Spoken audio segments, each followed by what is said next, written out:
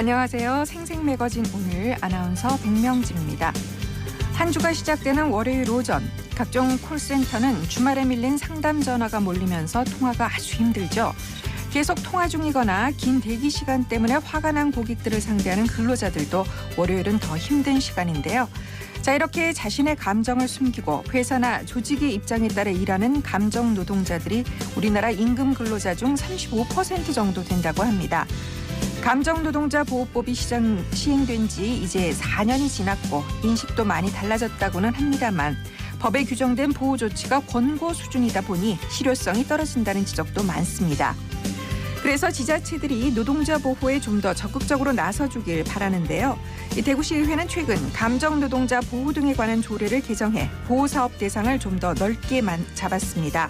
또 경상북도는 지역의 감정노동자 실태조사와 함께 권익을 높이는 구체적인 방법을 찾기 위해서 연구 용역에 들어갔다고 하는데요. 감정노동자 보호를 위해 한 걸음 더 나아가는 이런 노력들이 현장에서는 체감하는 변화로 빠르게 이어지면 좋겠습니다. KBS 대구 제일라디오 생생매거진 오늘 11월 28일 월요일 순서 시작합니다.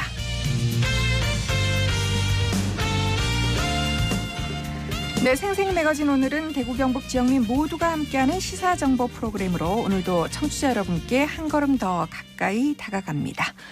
네, 오늘 대구를 비롯한 경북 지역에도 비 소식이 있는데요. 안동, 포항, 울릉 연결해서 각 지역의 날씨와 소식부터 알아봅니다. 안동입니다. 경북 북부 지역 오늘 오전부터 내일 오전 사이에 돌풍과 천둥, 번개를 동반한 비가 내리겠고 비가 그친 뒤에는 북서쪽에서 찬 공기가 남하하면서 기온이 크게 낮아져 춥겠습니다. 특히 오늘 밤부터 내일 새벽 사이에 시간당 20mm 내외의 강한 비가 내리는 곳 있겠으니까요. 시설물 관리 신경 써주시기 바랍니다. 기온 살펴보면 오늘 안동 지역 아침에 2도로 시작해서 한낮 최고 기온 18도까지 오르면서 큰 추위는 없겠습니다. 오늘과 내일은 어제보다도 기온이 2에서 4도가량 높겠지만 비가 그친 뒤 모레는 내일보다 15도 이상 기온이 크게 떨어져서 한파특보가 발표될 가능성이 있습니다. 특히 모레 경북 내륙의 아침 기온은 영하 5도 내외가 되겠고요. 체감 온도는 더욱 낮아질 걸로 보여서 낮은 기온과 급격한 기온 변화로 인한 건강관리에 유의하시기 바랍니다. 안동시가 조성한 안동호 인공모래섬 조성 사업이 제22회 자연환경대상 공모전에서 최우수상을 수상했습니다. 쇠제비 갈매기들에게 안정적인 서식지를 제공하며 자연환경 보존에 기여했기 때문인데요. 멸종위기 야생생물 2급인 여름철새 쇠제비 갈매기가 찾던 안동호 모래섬이 수위 상승으로 사라지자 안동시는 2019년 임시 모래섬을 설치했고 이듬해 1000제곱미터 면적의 반영구적 인공모래섬을 조성했습니다. 또 지난해에는 환경부의 생태계 보전 협력금 반환 사업으로 2차 인공모래섬을 조성했습니다. 이에 올해 안동호 인공모래섬에는 쇠제비 갈매기 180여 마리가 찾았고 새끼 81마리가 태어났습니다. 안동시는 앞으로도 자연환경 보전은 물론 생태탐방 인프라 구축 같은 생태관광 자원화에도 노력한다는 방침입니다. 안동에서 전해드렸습니다. 이어서 포항입니다. 경북 동해안 지역 지금은 해가 드러나 있지만 오늘 오후부터 흐려지겠고 저녁에 비가 오겠습니다. 내일까지 10에서 50mm의 비가 예상되고요. 가시거리가 짧고 도로가 미끄럽겠습니다. 안전운전 해주셔야겠습니다. 또 특히 낙엽으로 인해 배수가 원활하지 못해서 침수 피해 발생할 수 있으니까요. 사전 대비 잘해주시기 바랍니다. 오늘 낮 최고 기온은 19도 안팎이 예상됩니다. 중풍과 감기에 효과가 있다고 알려진 해방풍 나무를 서서 재배할 수 있는 기술이 개발됐습니다. 울진군은 지난 2014년부터 동해안 지역을 따라 자생하는 해방풍의 재배 기반을 확충하고 명품 단지를 조성하기 위해서 시설하우스 보급과 재배 기술 개발, 기능성 나물채소 특산품 개발을 추진해 왔는데요. 기존의 시설하우스 내 토경 재배는 작업자가 장시간 쪼그려 앉아 작업을 해야 하는 문제가 있었고 연작 장애와 병해충 발생 등으로 생산성도 낮았습니다. 농업기술원과 울진군은 이 문제를 개선하기 위해서 고설베드 재배와 양액 재배 기술을 적용하는 공동 연구를 추진했고요. 양분과 수분 공급에 매질이 되는 적정 배지를 선발했습니다. 그간의 연구 결과 해방풍을 4년간 고설베드 양액 재배하면 고가의 수입 배지보다 저렴한 모래 배지로도 경영비를 줄이고 노동 생산성을 높일 수 있다는 게 확인됐는데요. 있는데요. 앞으로도 해방풍 추가 기술 개발을 통해서 안정적인 생산이 이뤄졌으면 좋겠습니다. 지금까지 포항이었습니다. 이어서 울릉입니다. 울릉도와 독도는 맑은 하늘 보이고 있습니다. 현재 기온은 어제보다 5도 높은 18도, 습도는 80%입니다. 동해 중부 먼바다에는 남풍이 불면서 0.5에서 2m의 물결이 일고 있습니다. 오늘 운항 통제된 여객선이 있으니 선사별 확인이 필요합니다. 독도 의용수비대 기념관에서 독도 물골의 첫 발을 딛다를 주제로 기획 전시가 열리고 있습니다. 독도 물골은 독도 서도 북서쪽 해안에 있는 작은 동굴로 독도에 내린 비는 이곳에서 지하수로 솟아나옵니다. 즉 독도 유일의 수자원이라고 할 수 있어 물골은 더욱 보존 가치가 높은데요. 독도 의용수비대 기념관과 울릉도 독도 해양연구기지가 공동 주관한 이번 기획전은 3부로 구성됐습니다. 1부에서는 독도 물골 주변의 강수량과 물골 식수원 생성 원리를 확인하실 수 있고 2부는 독도 의용수비대의 독도 주둔 경비 사실을 담아냈습니다. 또 3부에서는 물골에서의 독도 의용수비대 생활 문화를 영상과 관련 자료로 만나보실 수 있습니다. 이번 전시는 다음 달 25일까지 진행되고요. 독도 의용수비대 기념관 홈페이지에 VR 기념관을 통해서도 감상하실 수 있습니다. 우리 땅 독도와 이번 기획 전시에 많은 관심 부탁드립니다. 지금까지 울릉이었습니다.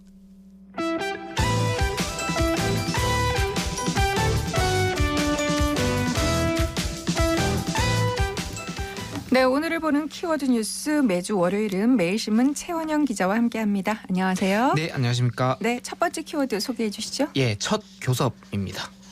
교섭이라 하면 네. 지금 화물연대 파업 관련 소식인 것 같은데요. 네, 맞습니다.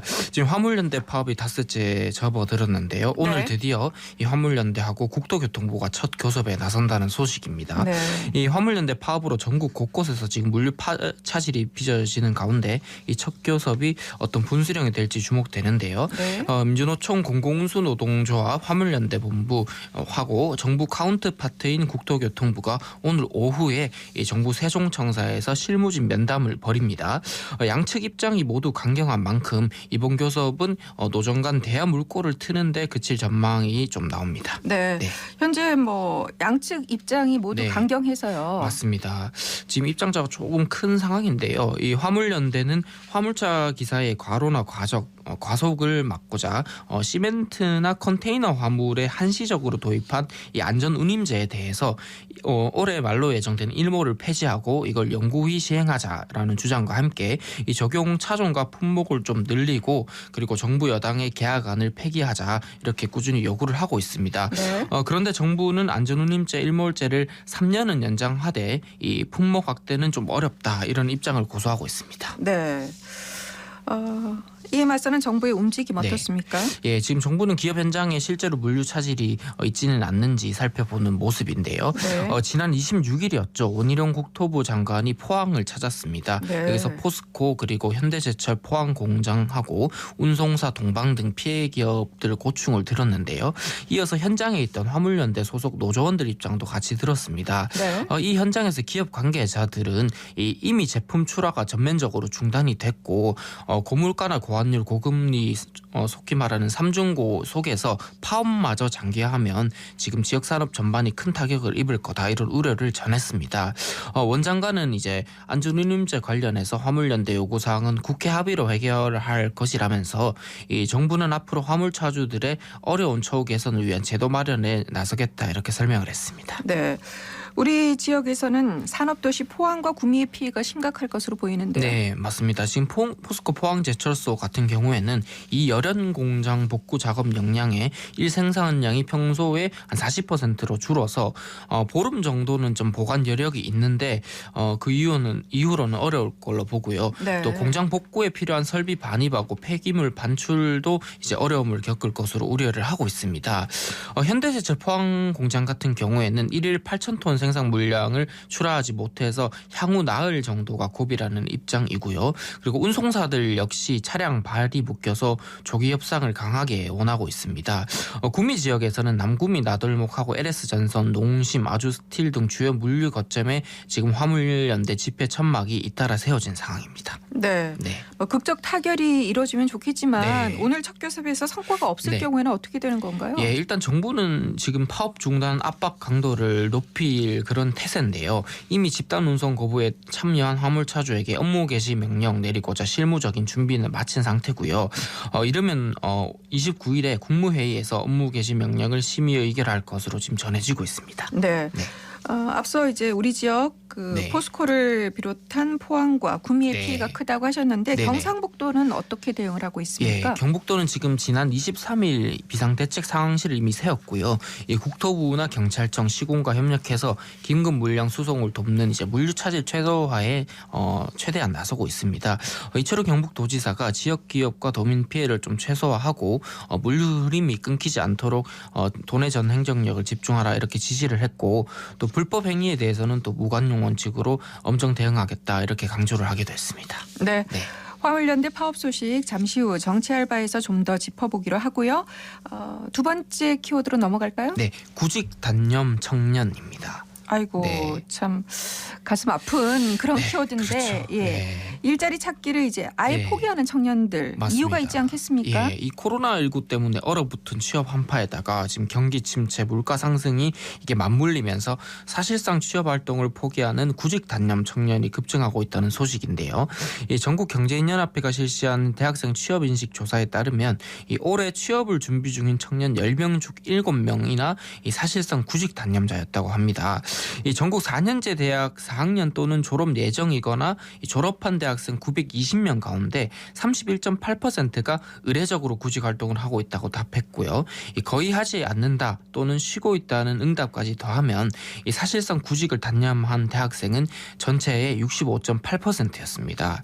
이 구직 활동을 계속하고 있는 청년들의 경우에 채용 과정에서 느끼는 가장 큰 어려움은 이 경력직 선호에 따른 신입 채용 기회 감소를 꼽았는데 이 코로나19를 겪으면서 대부분 기업들이 지금 필요할 때만 인력을 뽑는 수시 채용 방식으로 전환을 했거든요. 네. 그래서 청년들의 실무 경험 기회가 좀 대폭 축소됐다 이런 분석이 나옵니다. 네. 그럼 대구만 따로 떼서 보면 어떻습니까? 네, 대구 청년들의 구직 단념 비율은 좀 더 높았는데요. 네. 이 통계청 자료를 보면 서울을 포함한 7개 특광역시 중에서 대구의 15세, 29세 청년 고용률이 지난 3년 동안 평균 5위에 그치고 있습니다. 올해 3분기 현재 청년 고용률은 41.6%였고요. 이런 수치에 대해서 대구 경북연구원 측은 이 지자체 차원의 지역 청년 채용 사업들이 시행 중이긴 한데 아직 효과를 체감하긴 역부족인 상황이라면서 좀 더 기업하기 좋은 환경을 만들고 지자체, 대학, 지역 기업이 연계하는 맞춤형 훈련이 좀 필요하다 이렇게 강조를 했습니다. 네, 뭐 일자리도 없고 경제적으로 힘들다 보니 우리 청년들의 고통 지수가 높을 수밖에 없겠네요. 맞습니다. 이 세대별 체감 경제 고통 지수라는 게 있는데 네. 이게 연령대별 체감 실업률하고 이 물가 상승률을 합산해서 느끼는 경제적인 고통을 수치화하는 건데요. 이 정경련이 최근 발표한 이 세대별 체감 경제 고통 지수를 보면 올해 상반기 기준 15세에서 29세 청년의 체감 경제 고통 지수가 25.1이었는데 이게 전 연령대를 통틀어서 가장 높았다고 합니다. 이 청년층 체감 경제 고통 지수는 30대, 40대, 50대와 비교해서 거의 2배 수준이었거든요. 이거는 올해 급격하게 상승한 물가 상승이 청년들이 주로 소비하는 분야에 몰렸기 때문으로 분석이 되는데 이 청년층 소비 지출 비중이 높은 음식, 숙박이나 교통 그리고 식료품 물가 상승폭이 상대적으로 좀 두드러졌기 때문입니다. 네, 이 소득이 적은 청년들이 생활비 상승에 직격탄을 네. 맞고 있어서 걱정이 더 큽니다. 맞습니다. 네, 다음 키워드 가보죠. 예, 혁신도시법 균형발전위원회입니다. 네. 이 부분은 이제 최 기자가 지금 연속 보도하고 네. 있는 내용이지 않습니까? 네네. 지난 9월에도 소식을 한번 전해주셨고요. 네, 맞습니다. 이 혁신도시 부지 가격을 영구적으로 제한해서 좀 과도한 재산권 침해 논란 부른 이 혁신도시법이 이 국가균형발전위원회 논의 테이블로 넘어가서 이 향후 법 개정 추진에 탄력이 붙을 걸로 보인다는 소식인데요. 대구시에 따르면 지난 23일 김천혁신도시에서 이 균형발전위원회 주관으로 혁신도시 대구 경북 간담회가 열렸습니다. 대구시는 이날 간담회에서 부동산 양도 가격 연구 제한으로 어려움을 겪고 있는 대구혁신도시 입주기업 애로사항을 전달을 하면서 이 혁신도시법 개정 필요성을 강하게 건의를 했습니다. 네. 네. 이 부동산 양도 가격 연구 제한이 어떤 규제인지 이 부분 좀 설명을 들어야 할 것 같아요. 네, 전국 혁신도시는 이 기간 제한 없이 영구적으로 취득 가격의 물가 상승분만 더한 수준으로 제한한다라는 혁신도시법에 따라서 이 부동산 양도 가격이 영구 제한되는 문제를 겪고 있습니다. 특히 대구혁신도시는 대구 연구개발특구하고 첨단의료복합단지가 중복 지정돼 있어서 별도로 입주 승인을 받아야 하는 문제도 있고요. 네. 대구시는 혁신도시법이 대구혁신도시에 입주한 한 150여 개 기업의 어떤 경영 활동을 지나치게 제한한다 이렇게 불합리한 규제다라는 걸로 보고 혁신도시법 개정을 추진을 하고 있습니다.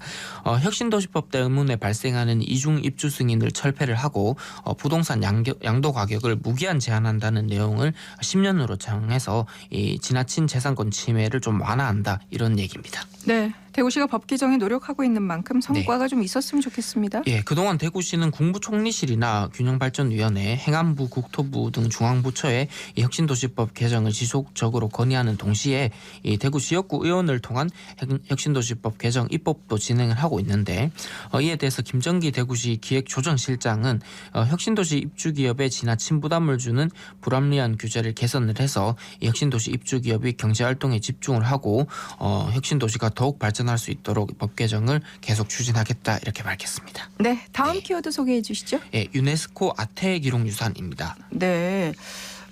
아태기록유산이라고 따로 있나요? 어떤 네. 내용인가요?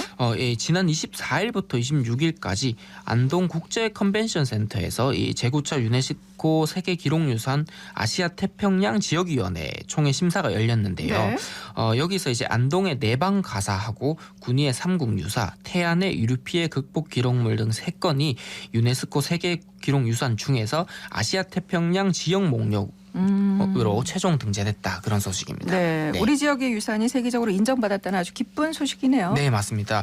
이 안동 내방 가사라는 게 좀 생소하실 텐데요. 이 여성들이 공동으로 창작하고 낭송하면서 기록한 여성들만의 문학 장르입니다. 조선시대 여성들이 주도적으로 창작한 집단 문학 작품을 필사한 기록물인데 이 1794년부터 1960년대 말까지 안동권을 중심으로 창작해서 전해져 온 347점의 작품으로 구성이 됐습니다. 이 내방 가사는 이번 총회에서 당시 여성들의 사회적 인식을 담은 기록이고 또 한글이 사회의 공식 문자로 발전하는 과정을 보여주는 기록물이다 이런 가치를 인정받았고요. 네. 공기창 안동시장도 이에 대해서 안동 여성들의 주체성을 보여준 내방 가사가 아태기록유산으로 등재된 게 큰 가치가 있다 이렇게 평을 했습니다. 네. 네. 이 삼국유사의 기록유산 등재는 네. 군의군이 추진한 건가요? 맞습니다. 삼국유산은 워낙 유명하죠. 고려 의련 스님이 1281년 편찬한 종합서인데요. 당시 동아시아 지역의 자국 중심 주체적 역사관이 형성돼 있음을 증언하는 그런 기록물입니다.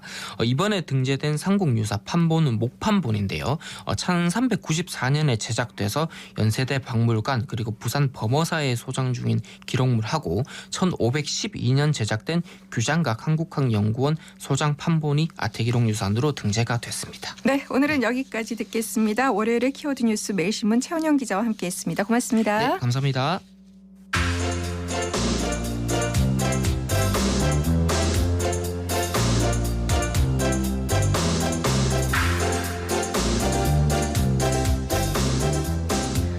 지난해 국내 미술 거래 시장 규모는 9천억 원이었고요. 올해는 사상 첫 1조 원을 돌파할 것으로 보입니다.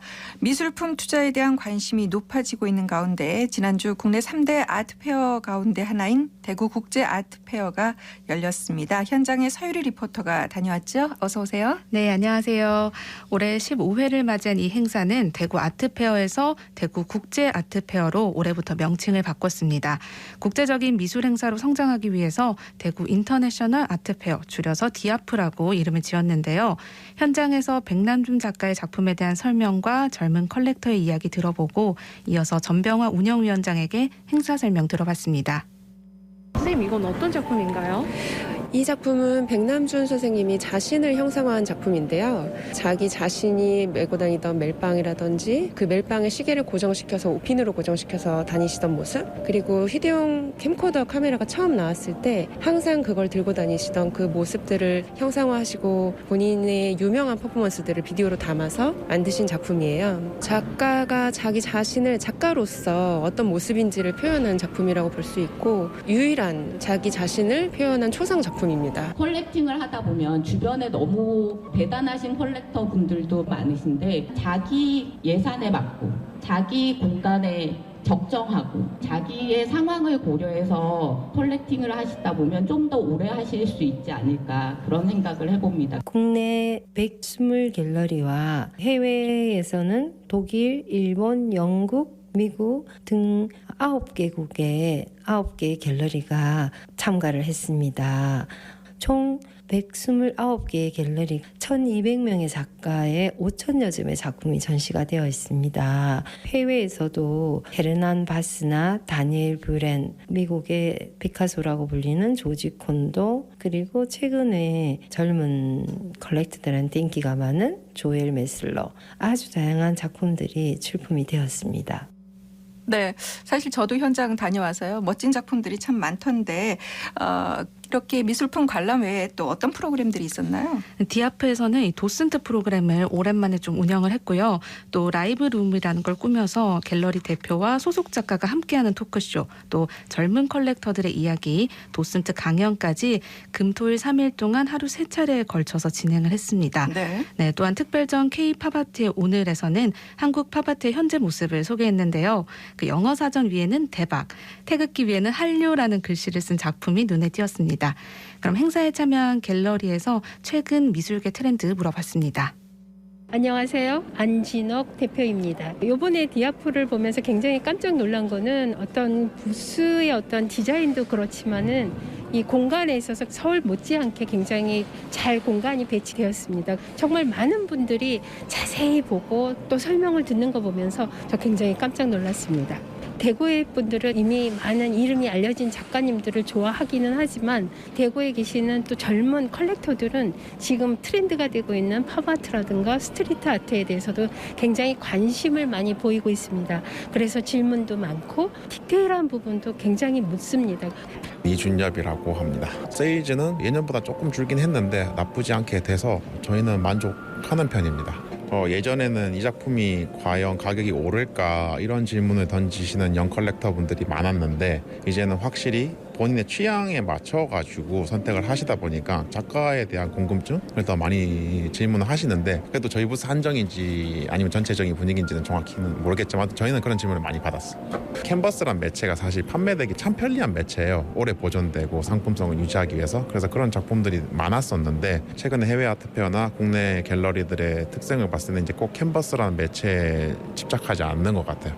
그리고 구매자들도 영속성을 보는 게 아니라 이 작품의 멋짐을 보고 거기에 과감없이 결정을 하듯이 삶 속으로 예술이 스며들어가는 과정이 제일 큰 변화인 것 같습니다. 네.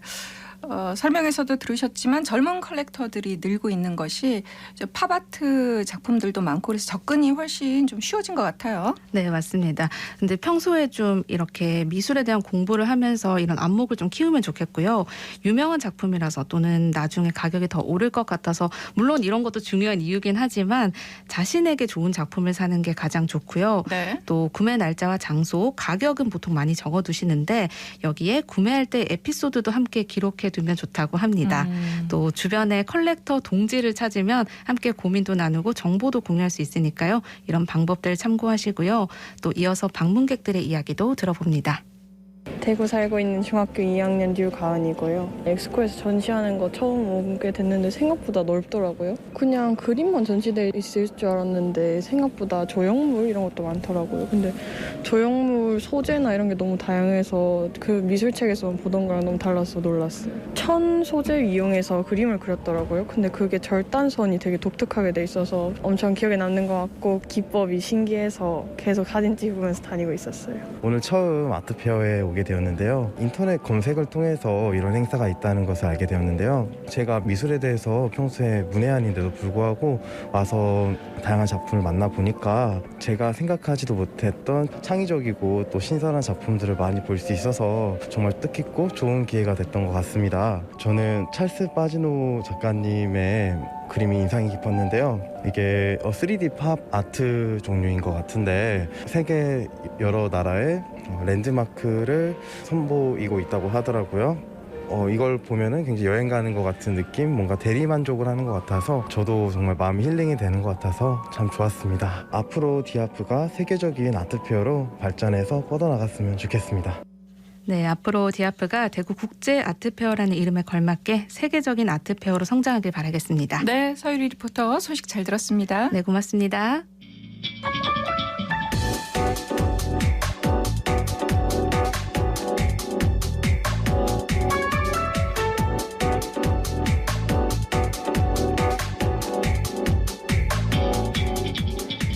묻고 듣고 생각과 마음을 나누는 방송. 지금 여러분께서는 대구 경북을 보고 듣는 생생 매거진 오늘을 함께하고 계십니다. 네, 생생 매거진 오늘 듣고 계시고요. 지금 시각이 11시 31분 향하고 있습니다. 최근 진실 화해를 위한 과거사 정리위원회가 7, 80년대 대학생 강제 징집과 프락치 강요 공작 사건을 공권력에 의한 중대한 인권 침해 사건으로 결론 내렸습니다. 위원회는 지금 여러 사건들을 다루고 있는데요. 한국전쟁 이후 민간인 희생 사건의 진실 규명을 위해서 전국적으로 신청을 받고 있죠. 우리 지역과 관련한 내용들을 김기진 조사국장 연결해서 자세히 알아봅니다. 안녕하세요, 국장님. 네, 안녕하십니까. 네. 진실 화해를 위한 과거사 정리위원회 2기 출범이 지난 2020년 12월이었습니다. 벌써 2년이 다 됐는데요. 현재 위원회가 가장 집중하고 있는 활동은 뭔가요? 현대사에서 많은 벌어진 비극적인 사건을 전체적으로 지금 다루고 있다, 그렇게 보시면 됩니다. 저희들이 지금 다루고 있는 사건은 기본적으로 집단희생 사건, 그러니까 한국 전쟁 기간 중에 공경에 의한 집단희생 사건부터 해서 적대 세력이 저지른 학살 사건, 그다음에 인권 침해 사건, 그다음에 재심 확정 판결 사건, 항일 독립운동까지 전체적으로 좀 현대사에 걸친 전체적인 사건을 다루고 있다, 이렇게 보시면 됩니다. 그러나 그 중에서 가장 많은 게 한국 전쟁 중 벌어진 국민 보도혁명 사건을 비롯한 집단희생 사건입니다. 그 건이 전체의 한 70% 내지 80%를 지금 차지하고 있습니다. 네. 자, 그럼 2기 출범 이후에 우리 대구 경북 지역에서 진상규명을 결정한 사건들 구체적으로 좀 소개를 해 주시죠. 예, 지금 대구 경북 지역에서는 그동안 총 4건에 대해서 진실규명 결정이 나왔습니다. 네. 일단 보도연맹과 예비검색 사건을 놓고 본다면 경산에서 12건의 진실규명 결정이 났고, 그다음 경주에서 29건, 고령에서 34건 결정이 났습니다. 그다음 네. 적대 세력에 의한 박살이 사건, 여기서도 34명이 희생자로 결정이 났습니다. 전체적으로 본다면 경주, 고령, 경산 이게 75명으로서 전체적으로 좀 가장 많이 차지하고 있고, 네.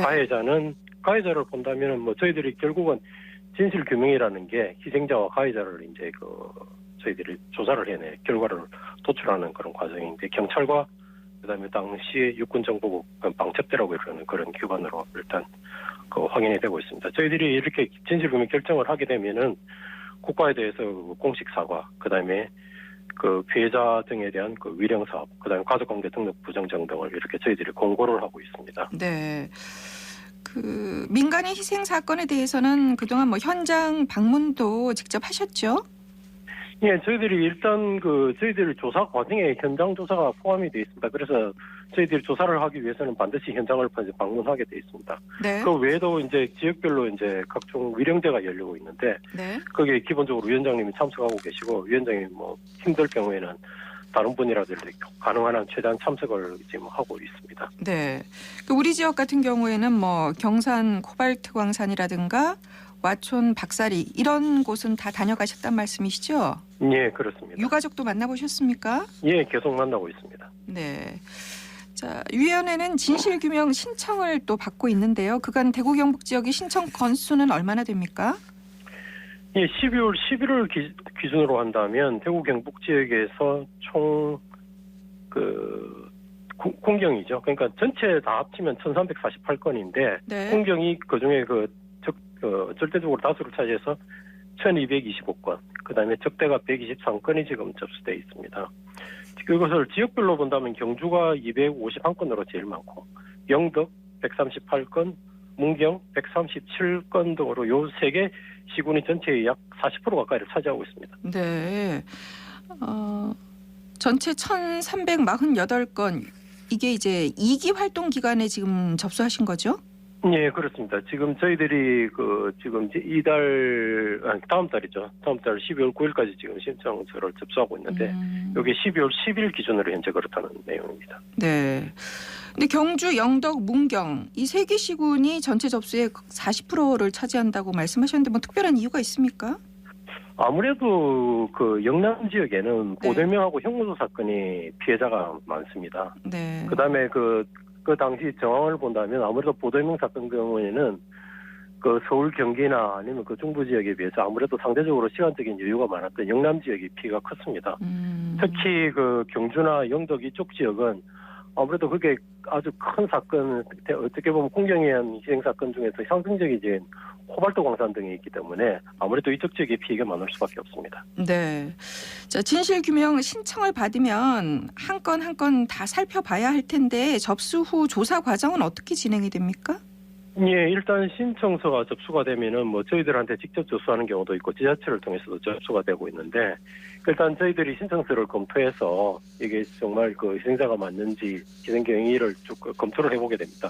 그러면서 검토를 해서 조사가 필요하다고 판단되는 사건에 대해서는 조사 개시를 결정을 합니다. 네. 조사 개시가 되고 되면은 이제 신청인과 참고인 진술 조사를 이것들은 저희들은 현장을 나가서 조사를 합니다. 물론 방문해 주시는 경우도 간혹 있기는 하지만 아무래도 이게 전국적으로 흩어져 있고 그다음에 다 고령이시다 보니까 저희들이 가능하면 방문 조사를 지금 진행을 하고 있습니다. 현지에다 출장을 가서 조사를 하고 있고 그렇게 신청인 참고인 진술 조사가 끝나고 나면 그다음에 이제 각종 기록에 대한 조사가 들어갑니다. 그 당시 경찰 기록이라든지 필요한 경우 판결문 같은 것도 전체적으로 저희들이 다 들여다보고 있습니다. 그래서 기록 조사를 통해서도 사건은 어느 정도 이게 윤곽이 이제 확정이 되고 나면 거기에 대해서 진실규명 결정을 내리게 됩니다. 네. 그런데 신청에 비해서 실제 진실이 밝혀진 사건이 아주 적다 이런 지적도 있습니다. 이렇게 진행이 더딘 이유가 궁금한데요.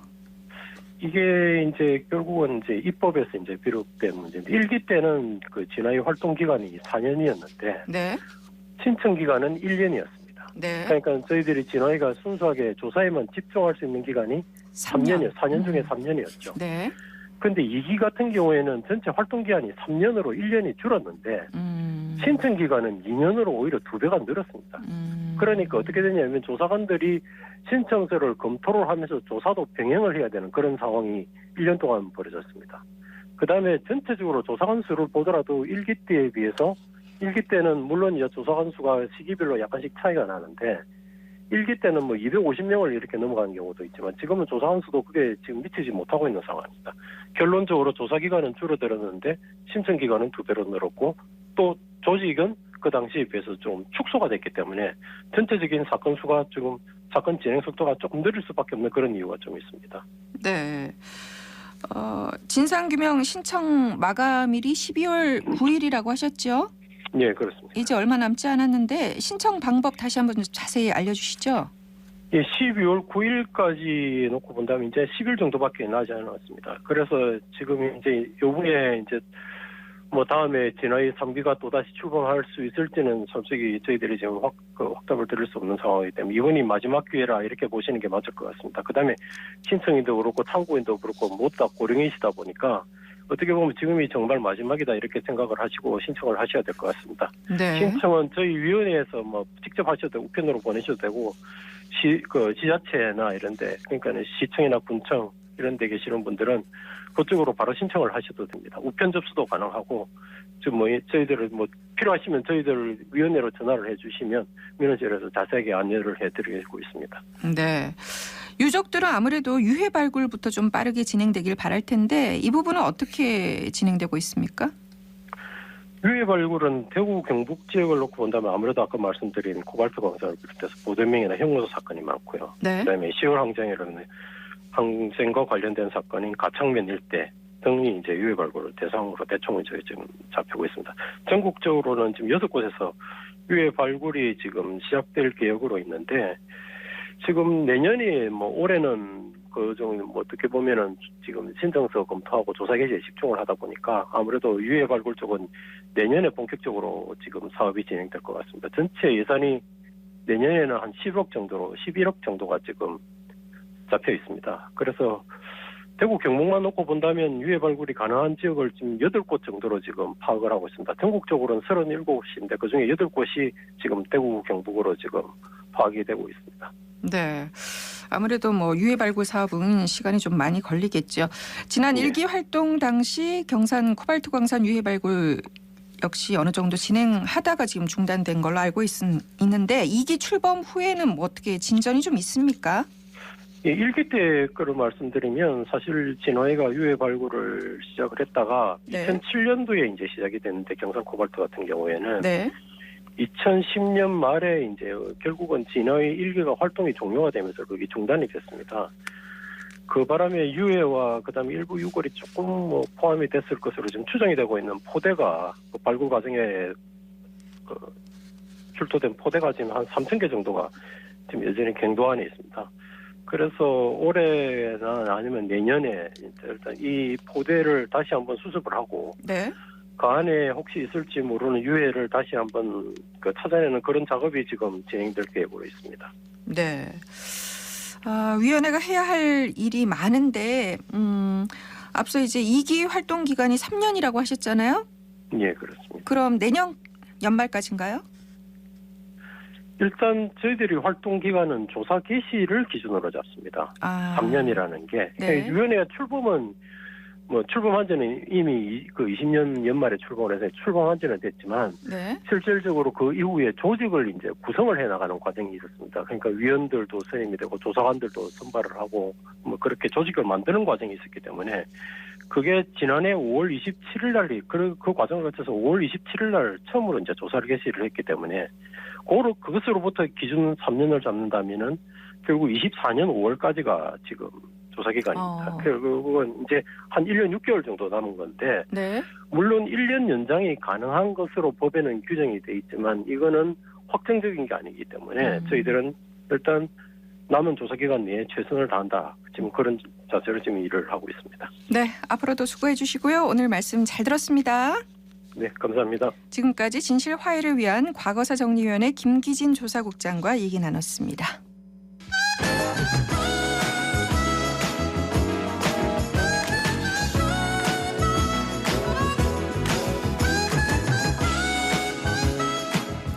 정치 알아야 바꾼다 정치 알바 김수민 시사평론가 연결합니다. 안녕하세요. 네, 반갑습니다. 네, 화물연대 총파업이 오늘 닷새째입니다. 앞서 키워드 뉴스에서 정부가 업무 개시 명령까지 거론하고 있다 이렇게 전해드렸는데 이 명령이 내려지면 어떻게 되는 건가요? 네, 업무 개시 명령은 국토부 장관이 발령을 하는 것인데요. 여기에 사업자가 1차 불응을 하면 30일 영업정지, 2차 불응하면 자격 취소가 됩니다. 또 사법적으로는 3년 이하의 징역 또는 3천만 원 이하의 벌금을 물 수가 있는데요. 근데 사실 업무 개시 명령은 2004년도에 도입이 된 이후로 한 번도 발동이 되지 않았습니다. 또 화물연대 측은 정부가 노동자성을 부정을 하고 있는데 그러면 개인 사업자가 일을 하지 않겠다는 것에도 명령을 내릴 수 있느냐 반발을 하고 있고요. 실제로 위헌 가능성도 어느 정도 제기는 되고 있습니다. 만약에 이 명령이 내려질 경우는 아무래도 이탈하는 조합원은 늘 수밖에 없을 것 같고요. 반면에 잔류한 조합원들은 더 강경한 투쟁을 할 수 있는 그런 경로도 열리게 됩니다. 내일 국무회의에 상정이 될 수 있기 때문에 고비가 다가오고 있다라고 봐야 될 것 같고요. 오늘 국토교통부하고 화물연대가 만나서 대화를 하는데 정부에서는 교섭이 아니라 대화일 뿐이다라고 못을 받기는 했지만 양측 다 업무 개시 명령은 어느 정도 피하고 싶은 시나리오일 가능성이 높습니다. 그렇다면 레드라인이 어디까지인가 확인을 해보면서 협상과 절충 가능성을 찾아봐야 될 것 같습니다. 네. 이 안전운임제 시한과 적용 범위를 놓고 정부와 화물연대 입장이 지금 팽팽히 맞서 있지 않습니까? 과연 절충의 여지가 있을까요? 어떻게 보십니까? 네, 참고로 안전운임제는 화물사업자나 노동자의 운임료를 보장을 해줘서 과속, 과적, 과로를 방지한다는 명목으로 도입이 됐던 제도인데요. 네. 정부 입장에서는 효과가 아직 드러나지 않았다라고 하는 것이고 노조는 더 두고 시행을 해봐야 평가할 수 있다라고 하는 그런 입장을 갖고 있습니다. 정부는 안전운임제 시한은 3년 연장을 하겠다라고 했고요. 노조는 시한 자체도 없애고 품목도 확대해달라. 지금은 시멘트하고 컨테이너 쪽에만 적용이 되고 있기 때문에 이 부분이 부딪히고 있는 것입니다. 근데 이제 정부는 뭐 이걸 없애겠다는 건 아니다라는 것이고 노조 입장에서는 이 문제 그대로 3년 연장이라고 해도 일몰제가 존재하는 이상 법이 적용이 잘 안 된다 해서 팽팽하게 맞서고 있는 것인데요. 만약에 이제 정부가 입장 변경을 하지 않고도 노조에 추가 제시할 수 있는 안이 무엇일까 했을 때는 그동안에 국회 민생경제특위나 안전운임위원회가 잘 운영이 안 됐었습니다. 이건 사실이기 때문에 그렇다면 이 부분 논의라도 활성화하겠다라고 하는 그런 제안을 내놓을 수 있을지 그 점이 제가 봤을 때는 좀 절충의 여지가 남아있는 그런 사안인 것 같습니다. 네. 오늘 만남이 어떤 결과를 가져올지 좀 지켜봐야겠습니다. 국회에서는 여야가 이태원 참사 국정조사 실시를 두고 이견을 좁혔고 본회의에서 계획서가 통과됐습니다. 이 타결이 될 수 있었던 요인을 좀 짚어주신다면요. 네, 국민의힘 의원들 절대 다수는 수사 이전에 국정조사 실시하는 거 반대했었는데요. 네. 하지만 국민 여론에서는 국조 실시가 다수였다. 이것을 완전히 국민의힘이 외면할 수는 없었던 것 같습니다. 당내 반대가 월등한 상황이었지만 주호영 원내대표가 애초 실시 가능성을 열어두기도 했었고 또 재량을 크게 발휘했다라고 볼 수 있겠고요. 그리고 국정조사에 돌입하는 시점을 뒤로 늦추지 않았다는 것은 민주당을 설득하는 데 도움이 됐고 한편으로 기한을 60일에서 45일로 줄인 것은 국민의힘을 설득할 수 있었던 배경인 것 같습니다. 그리고 국정조사 실시 대상 기관에서 대통령 경호처는 빠졌고 대검찰청은 들어갔거든요. 이것이 국민의힘과 민주당이 원하는 거 하나씩 서로 들어준 것이 아닌가 이렇게 보여집니다. 네. 글쎄 많은 국민들은 그래도 주호영 원내대표가 교섭력을 좀 발휘했다 이렇게 평가를 하고 있는 것 같은데 이 국정조사에 거부감을 갖고 있던 대통령실이라든가 이른바 이제 말하는 윤핵관들과 주호영 원내대표 사이에서는 좀 이상 기류가 생겼다 이런 보도가 있었거든요. 네네. 그런 가운데 지난 금요일이죠. 25일 대통령과 국민의힘 지도부 간 만찬 회동이 있었습니다. 이 자리에서 좀 풀렸습니까? 어떻습니까? 네, 자리 분위기는 상당히 화기애애했다라고 하고 윤 대통령이 주호영 원내대표를 시종 선배님이라고 부르고 또 대구 지역에서 맛있게 먹었다는 뭉티기에 대한 언급도 나왔다고 합니다. 네, 이런 분위기로 보자면 국정조사 본회의 표결 때 윤핵관으로 분류되는 의원들이 반대, 기권, 표결 불참으로 임해서 또 화제가 됐었거든요. 네. 근데 결과적으로 놓고 보면은 윤핵관 의원들의 반대는 그 불만을 민주당 쪽에게 나타낸 것이 아닌가. 그러니까 주호영 원내대표에 대한 불만이라기보다는 본인들이 반대했던 사항들이 국정조사 내용에 들어가 있었던 것, 특히 대검찰청이 포함됐다거나 이런 거에 대한 항의 표시인 거고 사실은 국민의힘이 반대를 하더라도 의석 분포상 어차피 민주당 주도로 통과가 되는 상황이었던 거거든요. 네. 그렇다면 이제 주호영 원내대표 쪽으로 항의를 한 거는 아니었다라고 결과적으로는 그렇게 해석을 할 수 있을 것 같습니다. 그리고 거꾸로 대통령실과 주호영 원내대표가 타결 직전에 물밑에서 조율을 했을 거다 이런 관측이 오히려 합리적으로 좀 보이는 그런 방안일 거고요. 네. 그리고 이제 이번에 어쨌든 만찬의 분위기를 보면은 국민의힘의 내부 균열을 막아낸 성과는 분명히 나왔다. 라고 하는 것이 또 확인이 됐습니다. 다만 이번에 국정조사 실시 여부를 두고 너무 한쪽으로 반대편이 많았었는데 당의 비주류 없이 일색화되었을 때 리스크 이런 것들은 또 앞으로 국민의힘이 유념해야 될 부분인 것 같습니다. 네. 여야가 이제 국정조사를 하기로 합의를 하면서 얽힌 실타래가 조금 풀리는가 했는데 곧바로 지금 또 전운이 감돌고 있습니다.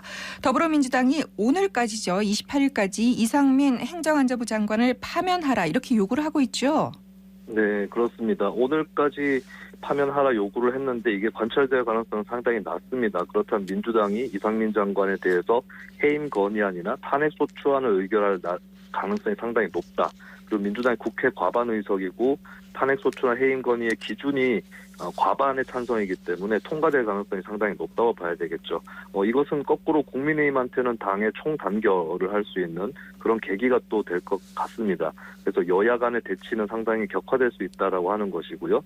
이것 때문에 국정조사가 바로 파탄이 나거나 그렇게 되지는 않을 거지만 조사 기간 내내 이상민 장관에 대한 어떤 처우 이런 문제로 계속해서 여야 간의 날카로운 어떤 투쟁이 이어질 가능성이 상당히 높다라고 볼 수 있겠습니다. 네. 윤석열 대통령과 민주당 이재명 대표는 언제쯤 만날까? 이것 역시 정치권의 관심사입니다. 지금 여야가 너무 강대강 대치를 하고 있어서 말이죠. 네.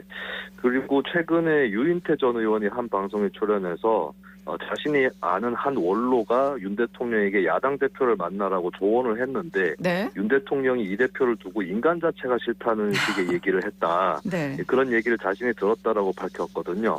이에 대해서 대통령실은 그런 건의를 받은 적이 없고 야당 대표를 두고 특별히 언급한 일이 없다라고 반박을 했습니다.